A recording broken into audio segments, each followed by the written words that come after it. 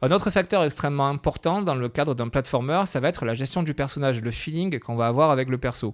Ça, vous pouvez totalement le paramétrer dans le cadre d'un projet classique, bien entendu, mais si vous participez au concours, vous pouvez aussi paramétrer totalement votre personnage pour avoir un meilleur feeling avec. Pour faire ceci, vous allez dans le dossier Characters, donc personnage en anglais, et vous éditez le seul et unique personnage de votre jeu, qui est le Third Person Character. Donc vous double-cliquez dessus.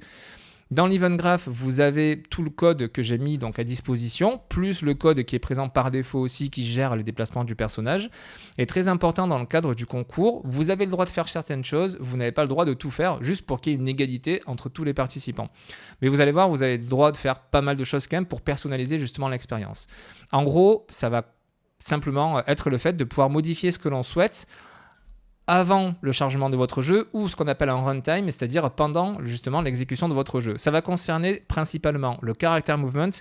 Le character movement, pour ceux qui ne connaissent pas, c'est un composant d'Unreal Engine qui nous permet d'avoir plein d'informations sur quelle est la vitesse à laquelle votre personnage va se déplacer, quelle va être l'impulsion qu'on va lui donner quand il va faire un saut, quelle est la gravité qu'on va appliquer au personnage et plein d'autres éléments qui vont nous permettre justement de gérer le déplacement du personnage. Et bien ça, dans le cadre du concours, vous pouvez venir dans le blueprint du personnage et faire tout ce que vous souhaitez en termes de nouvelles fonctionnalités pour pouvoir modifier ces valeurs, soit dès le début de la partie, soit en cours de partie, en fonction de ce que fait le personnage. Deuxième chose que vous pouvez modifier dans le cadre du concours, ça va être tout ce qui est lié au caméra boom et au follow caméra. Le caméra boom, c'est quoi? Quand on le sélectionne, on le voit, c'est cette ligne rouge qui part de la caméra qui va jusqu'au personnage.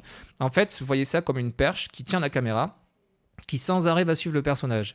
Ça veut dire que vous pouvez faire des modifications comme vous le souhaitez. Donc, vous pouvez positionner le spring arm avec l'inclinaison que vous souhaitez. Vous pouvez très bien le raccourcir, le rallonger, comme je vous le disais, soit en début de partie, soit pendant la partie quand vous le souhaitez. Même chose pour la caméra. Vous pouvez accéder à tous les paramètres de la caméra et du coup, en cours de partie, par exemple, changer ce qu'on appelle le field of view, c'est-à-dire l'angle de vision du personnage.